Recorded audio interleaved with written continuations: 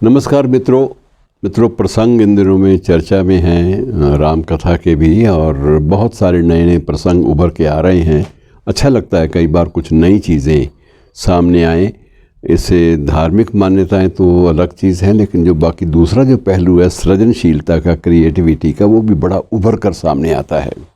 मसलन पहली बात तो आपने सुन रखी है कि राम कथाएं जो हैं ये भी बहुत है। रामायण भी एक नहीं है या दो नहीं है, रामचरितमानस या वाल्मीकि रामायण, इसके अलावा कोई रामायण नहीं है। रामायण भी है, वो भी बताया जाता है कि असंख्य संख्या में कदम रामायण है। बहुत सारी रामायणें हर भाषा में लिखी गई, और अब अंतर्राष्ट्रीय पटल पर भी बहुत सारे अन्य देशों में भी रामायण के अलग अलग स्वरूप मिलते हैं।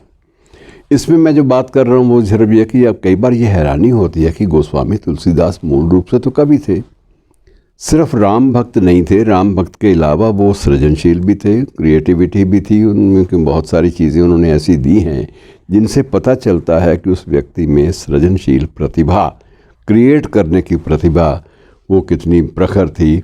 इस बात का उल्लेख मैं एक प्रसंग से सिर्फ करना चाहूँगा, सुंदरकांड के।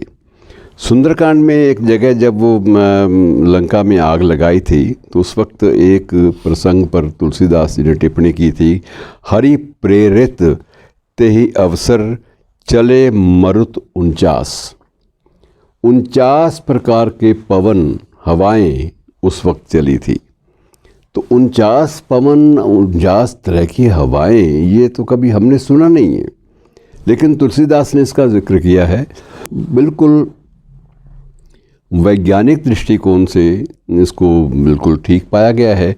अब इसका थोड़ा सा मैं आपको ये बताऊंगा कि वेदों में 7 प्रकार की जो हवाएं हैं उनका वर्णन तो मिलता है, 7 प्रकार की। और ये 7 हैं, प्रवय है, आवय है, उद्वय है, संवय है। नाम आपको याद नहीं रहेंगे, लेकिन मूल रूप से ये है कि 7 प्रकार की हवाओं का, पवन का उल्लेख जो है वो मिलता है। अब इनमें सबकी इनकी व्याख्या है।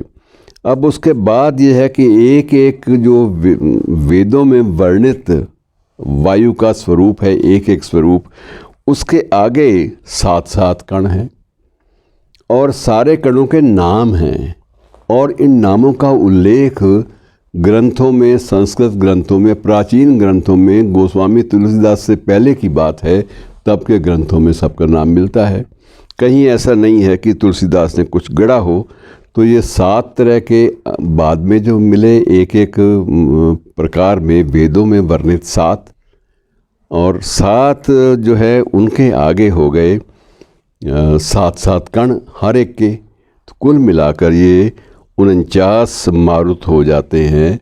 और गोस्वामी तुलसीदास ने सुंदरकांड की उस दोहे में बिल्कुल यही शब्द प्रयोग किया है कि हरि प्रेरित तेहि अवसर चले मारुत 49। अब पहले तो लोगों को समझ में नहीं आता था, लेकिन जब इसका व्याख्या की गई, जब इसको देखा गया गहराई से कि गोस्वामी तुलसीदास को सतही कवि तो नहीं थे, जो भी बात कहते थे उसके नीचे कोई ना कोई वैदिक परंपरा या किसी न किसी ठोस प्रमाण का आधार होता था। और इसी आधार का ये सामने आपके है कि ये कितने प्रकार के चीज़ें जो हैं वर्णित होती हैं एक एक दोहे में। और इसलिए शायद बिहारी ने भी ये एक कहा है कि सतसैया के दोहरे ज्यों नाविक के तीर, कि देखन में छोटे लगे और घाव करें गंभीर। तो ये है कि हमें छोटा छोटा दोहा जो है, कई बार उसमें कितने विस्तृत, कितने विशाल अर्थ छुपे होते हैं, इस बात की व्याख्या कालांतर में तो हो पाती है। उस वक्त तो हम श्रद्धावश सुंदरकांड पढ़ते हैं तो हमारी आंखें बंद होती हैं, या खुली भी होती हैं तो हमारी आंखें सुंदरकांड के जो पाठ है उस पर टिकी होती हैं, उससे इधर उधर हम डेविएट नहीं करते।